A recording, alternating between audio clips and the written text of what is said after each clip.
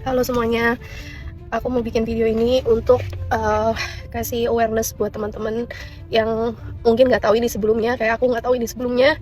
Jadi mungkin teman-teman bisa belajar dari pengalaman aku supaya nggak ngulangin kesalahan yang sama. Jadi aku punya nomor prabayar di salah satu provider yang memang nomor prabayar itu tuh sudah aku nggak pakai dan jadi nggak aktif. Dan akhirnya karena aku nggak pernah ngisi pulsa, tapi aku masih keep nomornya karena kadang-kadang tuh OTP datang masuk, terus kayak nomor ini tuh masih terhubung sama bank beberapa bank sama kartu kredit. Nah, aku biasanya cuma ngisi pulsa kayak 10.000, 25.000 supaya tetap aktif aja. Cuman ada momen aku tuh lalai dan kesalahan aku tidak memperpanjang masa aktifnya sehingga itu jadi masa tegang. Dan akhirnya provider nomor yang aku punya pasca bayar itu menjual nomorku yang tidak aktif ini ke orang lain. Singkat cerita, aku nggak tahu kalau ternyata provider itu bisa menjual nomor handphone kita kalau sudah tidak aktif dan lewatin masa tenggang. Nah, itu adalah kesalahan aku dan aku tidak tahu tentang hal itu sama sekali. Ternyata provider tersebut menjual ke orang yang ternyata adalah hacker. Jadi tanggal 15 Maret, hacker tersebut membeli nomor yang sudah nggak aktif dan akhirnya dipakai untuk pertama membobol kartu kredit aku. Jadi ada penarikan uang dari PayPal sejumlah $1.200. Habis itu akun Shopee bisnis aku masih connect ke nomor lama karena aku mau pakai nomor baru aku, tapi nomor baru aku tuh udah terpakai di nomor Shopee yang lainnya. Jadi memang aku masih pakai nomor lama itu. Dan akun Shopee bisnis aku Miral Sugar Wax diganti emailnya, diganti passwordnya, dan berusaha mencoba untuk mengambil saldo yang ada di Shopee aku, di Shopee Miral Sugar Wax. Orang hacker tersebut juga belanja Rp500.000 di akun Klook dan dia mencoba membobol banyak sekali aplikasi-aplikasi yang memang masih nyangkut ke nomor lama aku. Singkat cerita, kejadian itu sesuatu yang masih baru banget, jarang banget orang ngasih tahu tentang hal ini. Dan aku akhirnya hari ini membuat laporan ke polisian menyatakan tentang kronologi kejadian ini. Karena bukan cuman hacker ini itu ngebobol uang aku, tapi dia coba untuk meretas akun sosial media aku, akun bisnis aku, bahkan dia menggunakan nomor lama aku untuk membalas chat klien-klien aku, dan ada satu klien aku yang dimintain sejumlah uang. Jadi menurut aku ini bukan cuma aku yang dirugikan, tapi orang lain yang nggak tahu kalau aku tuh ganti nomor. Singkat cerita, aku bawa ke kepolisian, aku udah bikin surat laporan dengan harapan surat laporan yang aku buat, aku bisa kasih ke provider telepon ini untuk ditindaklanjuti atau enggak seenggaknya diinvestigasi atau seenggaknya diblokir sementara dulu supaya aku tidak kena hack terus, karena si hacker ini tuh selalu beraksi di atas jam 12 malam ketika aku lagi tidur. Jadi ketika aku lagi tidur, dia berusaha untuk membobol beberapa akun aku. Jadi aku tuh sampai paranoid, setiap kali mau tidur tuh aku jadi takut apalagi yang akan dibobol. Walaupun aku sudah ganti-ganti akses kan, tapi sebenarnya banyak banget karena itu nomor handphone aku tuh udah lama banget.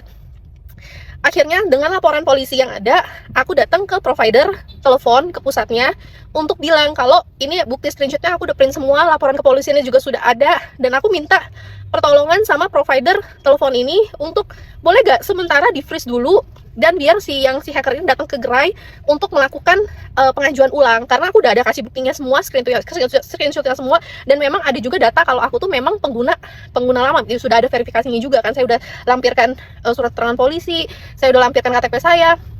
Yang bikin sedihnya adalah provider itu bilang kalau memang udah masa tenggang, nomor aku yang lama itu adalah hak milik dia. Jadi mereka bebas menjual nomorku ke pihak manapun gitu. Jadi dan itu sudah merupakan hak dari si orang yang membeli nomor aku ini, mau diapakan nomor aku. Terus aku tanya, emangnya tidak ada perlindungan sama sekali terhadap mantan customer? Aku kan juga customer gitu loh, kenapa tidak ada perlindungan terhadap diriku? Singkat cerita dia bilang, ya semestinya kamu sebagai customer kamu tetap keep nomor itu, jangan sampai nomornya itu masa tenggang terus isi pulsa. Kalau misalnya itu lalai dilakukan, ya udah, intinya provider tersebut berhak untuk mengambil aku punya informasi, mengambil aku punya nomor handphone untuk dijual ke siapapun itu gitu loh. Aku mengakui ini adalah kesalahan aku karena aku tidak melanjutkan untuk ngisi pulsa, tapi aku bilang ini kan udah kejadian, ini adalah kesalahan aku, tapi setiap hari si hacker ini tuh mencoba melakukan pembobolan menggunakan nomor handphone nama aku. Apakah tidak ada perlindungan sama sekali dari provider kepada aku gitu loh, pihak yang dirugikan dengan segala macam screenshot. Nah, providernya bilang ya ntar coba saya lanjutkan ke pihak terkait lah, saya coba ajukan ke pihak departemen komplain segala macam. Jadi tidak ada aksi. Terus aku bilang, setiap malam si hacker ini terus beraksi, apa yang bisa dilakukan oleh kamu untuk melindungi aku gitu loh. Intinya nggak ada sama sekali.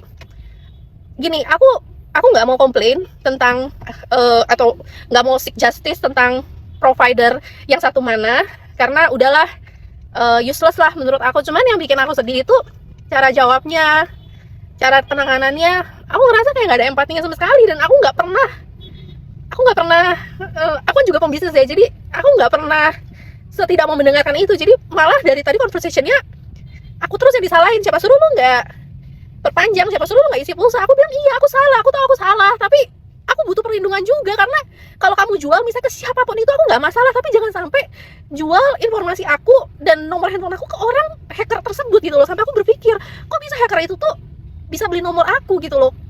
Tahu dari mana informasi kalau nomor aku tuh ternyata udah masa tenggang. Aku jadi berpikir-pikir, ini kenapa bisa kejadian pas banget tahu kalau memang aku pengusaha dan nomor itu terlink ke banyak banget bank. Akhirnya sekarang kartu kredit aku kena bobol, akun aku kena bobol, aku punya sosial media kena hack juga. Jadi banyak sekali dan aku butuh perlindungan gitu loh. Ternyata lumayan sedih juga ya, maksudnya sebagai seorang warga Indonesia, ternyata perlindungan yang aku imajinasikan itu nggak nyata gitu, nggak eksis. Aku ngerasa kecewa banget hidup di negara yang aku bela dan aku bangga-banggakan gitu.